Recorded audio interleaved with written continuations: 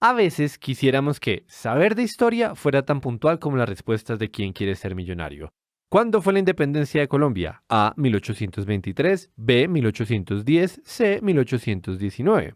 Pero lo cierto es que para esta pregunta en particular hay que responder todas las anteriores y algunas otras más, porque acontecimientos históricos tan grandes como el nacimiento de una nación independiente no suelen limitarse a una guerra y a un héroe.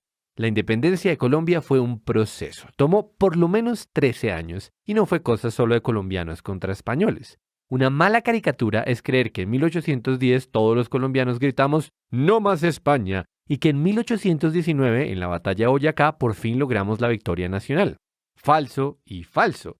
De hecho, el llamado Grito de Independencia del 20 de julio dejó un acta en la que se seguía declarando fidelidad al rey. ¿Qué? Sí, lo que ocurría en ese momento era esto. Napoleón Bonaparte se había tomado España, despojó al rey Fernando VII de su trono, a nuestro rey del momento. El pretexto era entonces formar un gobierno autónomo pero que desconocía la autoridad francesa. Por eso esa paradójica primera declaración de independencia. Y ahí no terminan los matices. Entre el 14 de junio y el 18 de julio de 1810, Cartagena, Cali, Pamplona, Socorro y Mompox crearon sus propios gobiernos, entre comillas, independientes. Es decir, antes de ese bogotano 20 de julio que hoy conmemoramos todos los colombianos como Día Nacional. Es más, la primera ciudad en borrar las comillas fue Cartagena, el 11 de noviembre del año siguiente, cuando se declaró solemnemente a la faz de todo el mundo, Estado libre, soberano e independiente. De verdad, verdad, sin corona, ni España, ni nada. Y otros después hicieron lo mismo. Pero claro, no era suficiente que la gente de la Nueva Granada, como se llamaba esta tierra en aquel entonces, dijera que se iba a gobernar solita.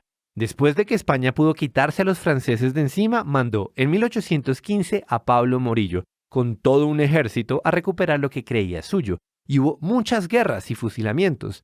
4 años después, el 7 de agosto de 1819, saldría victoriosa una campaña libertadora que arrancó en los llanos de Arauca y Casanare y terminó en Boyacá.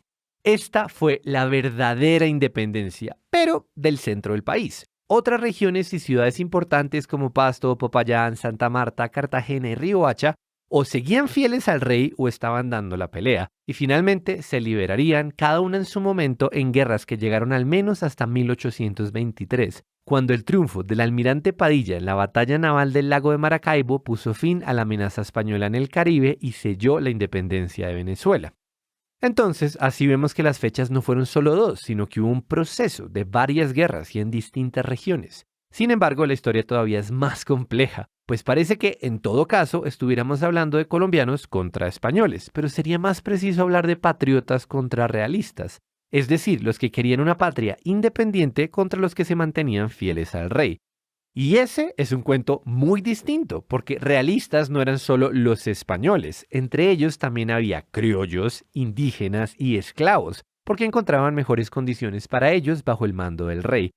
Y del otro lado, de los patriotas, por supuesto, había criollos, indígenas y esclavos, pero se les sumaban extranjeros, ingleses, franceses e incluso españoles.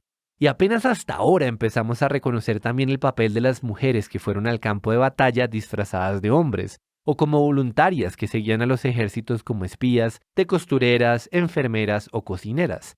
Cada región tuvo sus matices y sus tiempos, sus propósitos y sus combatientes, unos más notorios que otros, algunos quizás enterrados en el olvido. Hace 11 años, en el 2010, celebramos el bicentenario de la independencia de Colombia. Y este año lo volvemos a conmemorar, para recordar que fue un proceso complejo y diverso, como diversas son sus tierras y sus gentes, para hacernos preguntas más allá de las fechas. ¿Qué pudo significar la independencia para un negro esclavizado, para un criollo empobrecido, para un indígena reducido a la servidumbre o para las mujeres que participaron en la revolución? ¿Qué sucedió realmente en Pasto, en Bogotá o en La Guajira? Pero sobre todo, una pregunta muy importante es esta.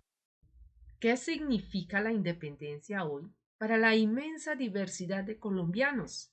A 211 años de habernos convertido en una nación en el mundo,